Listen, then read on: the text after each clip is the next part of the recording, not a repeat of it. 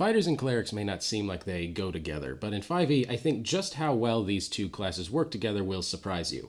It definitely did for me. As a result, we have an unusually high amount of multi-class builds to go through today, so I'm going to spare you the preamble on this video and just say there's something for just about everyone here. Even with just a single level dip, I think you'll be impressed by how much these two classes complement each other. Before we get into the video, be sure to like and subscribe because we put out new content like this all the time. But now, into the Cleric Fighter Multiclass.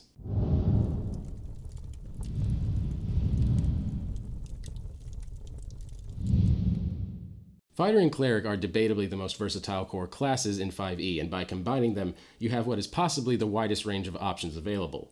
Now, putting those options together into something worth playing more than a straight fighter or straight cleric is its own issue, but simply having all those options at your fingertips is a tempting prospect. As a baseline, adding access to cleric spells with healing magic and some magical utility to a fighter is potentially worth the level, and adding a fighting style to a more combat-focused cleric build can also be worthwhile. This is a multi-class that works best as small level dips to augment a core focus, and enhancing your strategy with only a level or two dip can be a major boost without much investment. There are, of course, some downsides. The first thing you'll need to ask yourself when building a fighter-cleric multi-class is why not simply build a paladin? Paladins are already holy fighters, and if you're just looking to add a few divine spells and damage to your martial character, that may be the better option. And like every multi-class combination, even a level dip means giving up on some late-game class features like 9th level spells that we'd get from a single class. We're also combining a spellcasting and martial class whose features don't really stack up in a meaningful way, so our progression on either will be slowed down compared to straight cleric or straight fighter. As for when a fighter cleric starts to kick in, a few of our builds here are essentially only level dips, so they'll kick in with only a single level dip. Our more synergistic builds tend to require a level or two in cleric and the third level fighter archetype feature, so those will start working around levels 4 or 5. Now let's get into the class features that we care about. We've got several strategies to go for here, so not all of the following fighter abilities and cleric abilities will necessarily apply to every build, but they're generally the features that we're going to care about. Starting with significant fighter features, we have hit points, and while the upgrade to 1d10 isn't exactly huge, it's worth considering that on average every level of fighter you take will get you a little bit more beefier than the cleric. Next, we of course have fighting style. Obtained with only one fighter level, the archery, dueling, two-weapon fighting, and thrown weapon fighting options all provide a bit of extra damage in different ways, and for different strategies. The new superior technique option also provides a way to pick up a maneuver with only one fighter level and without taking up the fighter archetype. You'll want to use this feature for weapon specialization, and you should figure out what basic combat strategy you want to go for first. Also picked up with only one fighter level, we have Second Wind, and this feature gives us a decent healing option. We're getting far more healing potential from our cleric levels, don't get me wrong, but extra healing is always nice. Gained at second level, we have Action Surge, and this is the king of fighter abilities, which is merely great for fair builds and absolutely bonkers for unfair builds. Now, sadly, we still have a hard cap on spellcasting in 5e, so we can't use Action Surge to cast multiple spells, but there are still plenty of uses for an emergency action. We'll go over more detail about the archetypes in just a moment, but know that they are important to some of the builds that we'll be talking about in today's video. And then we have Extra Attack. Several of the cleric archetypes have features that sort of make up for their lack of extra attack, but fall short of a full extra attack. 5 levels are a big commitment if you're core cleric, but it can potentially be worth it. Now to get into the significant cleric features, we of course have spellcasting. Clerics are a full prepared spellcasting class, and this means that you have access to the full cleric spell list. You just have to pick which spells you prepare each day. Clerics have a couple really good damage spells, but you'll likely get the most value out of their utility, buffing, and healing spells. And then we have Channeled Divinity.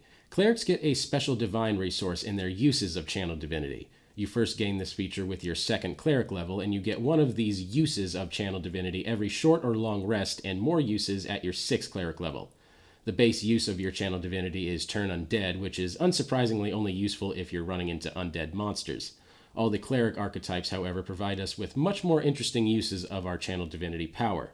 Tasha's also gave us another base use of our Channeled Divinity power called Harness Divine Power, that lets us spend it to regain a lost spell slot. You can only do this once per long rest to stop us from farming spell slots all the time, but you can do it more often at higher cleric levels. And then we have Divine Domains. Clerics gain their archetypes at first level, and more than most classes, you'll be getting most of your unique class features from your archetype. Typically, you gain some skill checks or armor proficiencies at minimum for a 1-level dip. In particular, we're going to care about the features gained at 1st and 2nd cleric levels and alternate uses for our channel divinity feature. Now let's touch upon ability scores. Just like with a normal fighter build, we're going to need to pick between strength and dexterity as our primary damage ability. Next, we'll want to have high wisdom since that's our cleric spellcasting ability score. Finally, we're likely going to be in the thick of combat, so we want Constitution as our 3rd highest score if possible. For our ability score improvements, we're not too stretched or too reliant on our spellcasting modifier, so you're free to snag feats like Polearm Master or Sentinel for classic fighter shenanigans. Intelligence and Charisma are largely irrelevant for us and can be used as dump stats. When it comes to equipment, the fighter class gives us full access to heavy armor and shields, and we should be taking advantage of that. A one-handed melee weapon, shield, and the best heavy armor that we can get our hands on is going to be the primary setup for most of our builds. With fighter, we have full martial weapon proficiencies, simple weapons, and armor proficiencies, so the sky's the limit on weapon style. We can switch that up to a medium armor or light armor with a rapier if we're going for the dexterity route, which should get us to similar ACs. Depending on the setting or original campaign, you might even be able to swing firearms and get a sort of shotgun preacher build going on. So keep the dex version on the back burner just in case. And now let's get into spells. A single level dip gives us access to cleric spells, many of which can be incredibly helpful for a martial strategy. Most of our builds aren't pushing too high into cleric levels, so we're mainly interested in low-level spells like cantrips and 1st or 2nd level spells. 3rd level spells may seem attractive, but it's unlikely worth that deep of a dip. We're also planning on being in the thick of combat, so spells that require concentration are less valuable to us, and we're incentivized to look for spells we can cast in addition to our attacks. Starting us off, we have the Guidance cantrip. This cantrip lets you grant an extra 1d4 to your own ability checks or the ability checks of your allies. The nice thing here is that since it's a cantrip, it's essentially always going to be free in situations where time isn't an issue. That means your entire party gets this 1d4 to practically anything they attempt to do outside of combat. Next, we have Resistance, and this cantrip is essentially the same as Guidance, except you get a bonus to saves instead of ability checks. A 1d4 bonus to saves is rarely ever good enough to use in combat, but it can come in handy when trying to avoid traps, and you can essentially keep using it on yourself outside of combat to keep the extra 1d4 up for any surprises your DM might throw at you. And then we have Word of Radiance. This cantrip is unique to clerics and is often forgotten when picking offensive spells. You get to force any number of creatures within 5 feet of you to take a Constitution save or take 1d6 radiant damage, with cantrip scaling increases. This is especially great for us as martial builds when we expect to be right in the thick of combat. It even allows you to pick and choose the targets, so even though it's sort of an area of effect around yourself, you're never at risk of hitting your allies. And then we have Cure Wounds, which is bog standard and boring, but it's a staple for a reason. It's a 1st level healing spell that can definitely help keep you and your party alive. Mostly. Another dull spell, but probably one of the most useful out-of-combat spells in the game, Detect Magic, which essentially gives you a magic flashlight that detects craziness in any room that you're in. Moving on to one of the best low-level offensive spells in the game, Guiding Bolt is a ray of 4d6 radiant goodness that leaves an after effect gaining advantage on the next attack against your opponent. Even only using a 1st level spell slot, Guiding Bolt is amongst the most powerful spells and will remain a relevant and useful attack into 2nd and 3rd tiers of play. And then we have Healing Word, which does significantly less healing than Cure Wounds at the same level, but it has 2 differences that make it worth taking. First, Healing Word has a range of 60 feet versus the touch range of Cure Wounds, which means with Healing Word you can save a downed ally even when you can't physically reach them. Second, Healing Word only uses a bonus action, which means we can use it and still make our attack on the same turn. Next we have Sanctuary, and this forces enemies to make wisdom saves if they want to attack you. I wouldn't recommend this normally since it's a concentration spell, but keep this spell in mind for one of the later builds that makes better use of it. And then at 2nd level we get Aid, which increases the maximum hit points of up to 3 creatures by 5, and it lasts for 8 hours. This is a better defensive boost than temporary hit points since the actual maximum is increased, and you can heal back up to that new limit. For us in particular, it's also a buff spell that doesn't use concentration, and those are few and far between. Next we have Prayer of Healing, and this lets you heal up to 6 creatures for 2d8 plus your spellcasting modifier, but it takes 10 minutes to cast. It's the equivalent of casting 6 2nd level Cure Wounds spells, but only uses 1 slot, at the cost of requiring essentially a miniature short rest. But in situations where you can take a breather, but not an actual rest, this spell can refresh your entire party. So if you're in a what you think is an out of the frying pan into the fire situation, I imagine this could be very helpful. Next we have Spiritual Weapon. With this spell, you conjure a big ghostly weapon and hit your enemies with it every turn for 1d8 plus your wisdom modifier at the cost of your bonus action. We're already not using our bonus actions for much, so this spell typically translates to straight extra damage and is one of the best arguments for taking your cleric levels up to 3 just to get it. And now it's time we actually discuss these multi-class builds. Clerics are primarily spellcasters and fighters are absolutely martial, so we're not going to get far with an even split. Instead, most of the following builds focus on getting the most out of a small level dip. Starting off with the build, the Peace Troll. For this build, our goal is to royally hose a boss monster so that they waste their attacks every turn. To accomplish this, we want 2 levels of Cleric taking the Peace domain and 3 levels of Fighter taking the Cavalier archetype. The levels in Cleric are only a dip, and the remaining levels should go towards Fighter, giving us a final split of 2 Cleric and 18 Fighter. At 3rd level, when we first gain the Cavalier archetype, we gain a bonus proficiency, a bonus to mounted combat, but more importantly, we get the feature Unwavering Mark. Unwavering Mark lets us mark any creature we hit with a melee attack, and while within 5 feet of a marked creature, they make all their attacks at disadvantage unless they target you. From our levels in Peace Cleric, we get another bonus proficiency and 2 prominent features, Emboldening Bond at 1st level and Channel Divinity option Balm of Peace at 2nd level.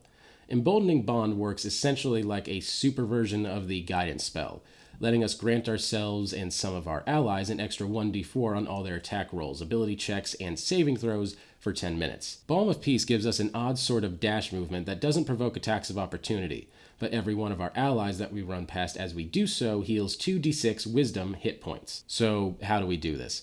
Firstly, we just run in and smack the big boss monster with our melee weapon of choice. When we hit the creature, we activate our Unwavering Mark for free, giving them disadvantage on every target that isn't us, so long as they're in melee range of us. Next, using our bonus action, we cast the spell Sanctuary, which is conveniently a domain spell for the Peace Cleric. Think of Sanctuary as a sort of truce. So long as you don't make attacks, creatures that attempt to hit you have to succeed on a wisdom save in order to do so. You've now set up a scenario where the boss monster has to pass a save to attack you and has disadvantage on anything but you, and is pretty much screwed either way. For your turns, while this is happening, you can either make your attacks and then simply cast Sanctuary again, or you can use this time to heal your allies using any number of healing spells or the Balm of Peace as you keep locking down the boss. Next, we have the Flashbang Fighter build. Technically, this is more of just a recommended level dip with a full build, but you can gain a lot of power to any fighter build with a single cleric level dip to take the light domain. The light cleric gains the ability Warding Flare at 1st level that can be amazing for a martial character. Whenever you're attacked by something within 30 feet, you can throw a flashlight to impose disadvantage on the attack as a reaction. You can do this flashbang maneuver a number of times per day equal to your wisdom modifier and regain them on a long rest. Beyond that, a single level is getting you 3 cantrips and 2 1st level cleric spell slots ready for wound curing. This 1 level dip adds survivability for any type of fighter build. Battlemaster is an excellent option for battle maneuvers, but I think it pairs best with the Rune Knight fighter archetype, specifically taking the Cloud Rune. The Cloud Rune lets you magically swap the target of an attack and force your enemy to hit their ally once per short rest. Put together, this build has a ton of opportunities to swerve, deflect, and divert the nastiest attacks you run into with only a minimal level dip. You can consider taking a 2nd level in Cleric for the Channel Divinity Radiance of Dawn feature for bonus radiant damage, but since it doesn't scale up, I don't exactly recommend it unless you know it will be a short, low-level campaign. Next, we have the Triple Threat. Imagine in combat, your character, walks up to join, and then a duplicate joins, and then another duplicate. One of your triplets casts a spell, and the other swings a sword, and your enemies are left utterly baffled as their attacks seem to pass harmlessly through one duplicate, and they're beaten by the others. To accomplish this, we'll need to at least have 2 cleric levels taking the Trickery domain, and 3 fighter levels taking the Echo Knight archetype. The Echo Knight lets us create a copy of ourselves as a bonus action, and though we can only have 1 Echo at a time, it's essentially free. This Echo has an AC equal to 14 plus our proficiency bonus, a single hit point, and on our turn, we can move it up to 30 feet at the low cost of absolutely nothing. As a bonus action, we can swap places with our Echo. Whenever we make melee attacks, we can make our melee attack using the Echo, and we can make attacks of opportunity using the Echo. Also, at 3rd level, we can get the feature Unleash Incarnation that lets us make an extra attack through our Echo when we make an attack. and we can do this a number of times per long rest equal to our Constitution modifier. Now the Trickster Cleric gets their duplicate through the Channel Divinity Invoke Duplicity feature. At the cost of our Channel Divinity use, we can create a duplicate illusion as an action that lasts 1 minute. Our duplicate illusion is less real than the Echo, and we can't make attacks through it, but we can cast our spells through it and move it up to 30 feet as a bonus action. One of the best parts here is since the duplicate is just an illusion, it's also essentially invulnerable, and if you can get the enemies to attack it, they'll basically just waste their attacks. We can control the Echo for free and the illusion using our bonus action, so together we can move all three of ourselves every turn and just utterly confound our enemies while hitting them from multiple sides using your attacks and attacking through your Echo using Unleash Incarnation. It'll be easy for your enemies to poof away your Echo, but it's just as easy for you to resummon it as a bonus action, and you should be able to waste a ton of your enemy's attacks on your cackling counterparts. And if all else fails, you can consider taking just one more level of Cleric to gain access to second level Cleric spells and Mirror Image. It'll technically be easier to spot you since you're a triple and your Echo and Illusion won't be, but man, it's flavorful and useful for a fighter. This build is more than a defensive boost, it's a whole unique strategy. It relies a bit on your DM ignoring meta knowledge and letting the enemies be confused by your copies, which I think any decent DM should be able to do. But yeah, keep this in mind if you think this is something you can get away with at your table. Now let's move on to some honorable mentions. With the first level domain Cleric powers, along with the access to basic healing magic, this makes a single level dip into Cleric potentially worthwhile for an otherwise pure fighter build. The following options are decent enough to get an honorable mention for a single level dip. I also want to note that the popular Death Clerics really don't mesh all that well, and they even missed this honorable mention list, as the necrotic damage boost just isn't that worth it to me. This is also a combination that strangely invites even more secondary classes and can potentially benefit from level dips in things like Beastmaster Ranger, Transmutation Wizard, Gloomstalker Ranger, Storm Sorcerer, Clockwork Soul Sorcerer, Fey Wanderer Ranger, and a whole host of other strange combinations. We focused only on fighter cleric combinations here, but triple class combinations actually work here, and that's not often the case. First, we have the extra magic fighter. By taking a level in the Arcana domain, you gain a whopping 5 cantrips, that's 2 from the wizard spell list and 3 from the cleric spell list, in order to access healing magic, detect magic, and magic missile. Especially at tier 1, just one level dip into Arcana Cleric, your fighter can be healer, utility caster, and a frontline fighter for your party all in one. And then we have the free magic item build. You can essentially get free magical items by taking one level in the Forge domain. Blessings of the Forge give you either some armor faith, +1 armor, or +1 magic weapon whenever you need it. At early levels, guaranteed access to a magical weapon can be a big help, especially in a campaign with low magic item acquisition. Magic items along with the base spellcasting can make this worth the level dip. And then we have the Storm Fighter. With one level of Tempest Cleric, you gain the feature Wrath of the Storm, which lets you retaliate when hit for 2d8 thunder or lightning damage, a number of times per day equal to your Wisdom modifier. If you go one level deeper, you get Channel Divinity Destructive Wrath, which lets you maximize lightning or thunder damage, but other than that, it doesn't scale, so I really don't recommend this dip if you plan on playing up to tier 2. It does nothing for your normal attack damage rolls, and the ability never scales higher. You do get Searing Smite though, which is a decent way to add more damage to weapon attacks. Funnily enough, the only Cleric Fighter multiclass builds I've ever had at my table were from 2 players in the same campaign.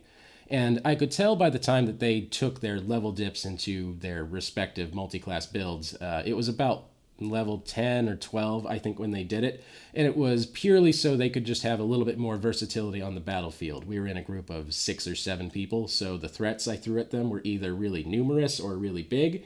And I think they just wanted a little bit more versatility on the battlefield. So if that's something you're looking for in your campaign, I can definitely recommend you pick up one of these multi-class builds we've talked about. Thank you guys so much for watching. I really appreciate it. Be sure to like and subscribe because we put out new content like this all the time. Be sure to check us out on skullsplitterdice.com to see what we are up to. We have a book of magical items that I think you should check out called Andrar's Vault. And if you guys are going to be making a Cleric Fighter multi-class, I would love to hear about it down in the comments. And if you guys have any ideas for videos you'd like us to put together, please leave those down there as well. My name's Patrick Ferguson from Skullsplitter Dice, and until next time, farewell.